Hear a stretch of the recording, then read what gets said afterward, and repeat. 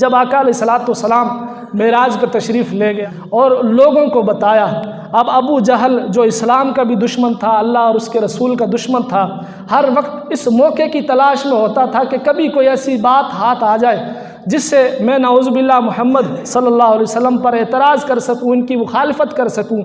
تو چلتے چلتے یہ بات اس تک بھی پہنچ گئی کہ محمد صلی اللہ علیہ وسلم یہ کہہ رہے ہیں کہ میں راتوں رات مسجد حرام سے مسجد اقصیٰ تک گیا ہوں، پھر آگے تک بھی گیا ہوں۔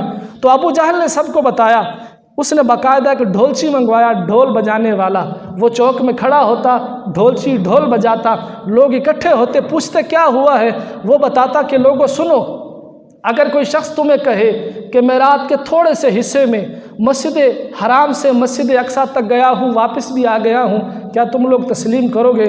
لوگ انکار کرتے کہ یہ تو ممکن نہیں ہے۔ ابو جہل بڑا خوش ہوتا اور کہتا کہ آج میں اپنے مقصد میں کامیاب ہو گیا ہوں۔ اسی طرح چلتے چلتے وہ حضور کے یار غار کے پاس پہنچا، اس نے دستک دی، جناب صدیق اکبر باہر تشریف لائے تو پوچھا کیا ہے؟ کہا کہ ابو بکر مجھے ایک بات بتاؤ، اگر کوئی شخص کہے کہ میں رات کے تھوڑے سے حصے میں مسجد حرام سے مسجد اقصیٰ تک گیا ہوں تو کیا تم اس بات کو مان لو گے؟ آپ نے فرمایا بظاہر تو یہ ممکن نہیں ہے۔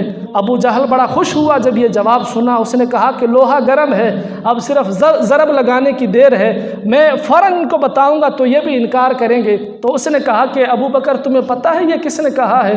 جناب صدیق اکبر نے فرمایا کس نے کہا ہے؟ کہا کہ یہ تمہارے نبی تمہارے دوست محمد نے کہا ہے۔ اب سنیے جناب صدیق اکبر کا جواب اور اپنے ایمان کو تازہ کیجیے۔ جناب صدیق اکبر نے فرمایا اچھا کیا واقع ہی انہوں نے یہ کہا ہے؟ ابو جہل نے کہا ہاں وہ سب کو بتا رہے ہیں اور وہی کہہ رہے ہیں۔ اب سنیے جواب، جناب صدیق اکبر نے فرمایا اگر رسول اللہ نے کہا ہے تو سچ کہا ہے۔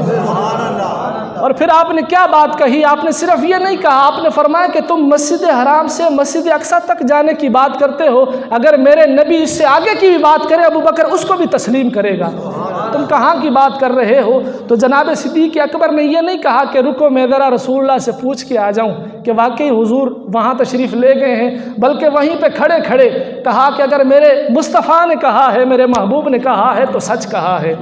تو جناب صدیق اکبر وہ ہستی ہیں، میرے آقا نے فرمایا کہ میں نے جس پر بھی اسلام کو پیش کیا اس نے کچھ توقف کیا، کچھ وقت مانگا، کچھ انتظار کیا، لیکن جناب صدیق اکبر وہ واحد ہستی ہیں کہ جیسے ہی میں نے ان کو اسلام کی دعوت دی انہوں نے کہا کہ اپنا ہاتھ آگے بڑھائیے، میں آپ کے ہاتھ پہ بیعت اسلام کرنا چاہتا ہوں۔ جناب صدیق اکبر وہ ہے کہ جنہوں نے بلا توقف میرے حضور کا کلمہ پڑھا اور آقا علیہ الصلوۃ والسلام پر ایمان لائے اور حضور سے ایسی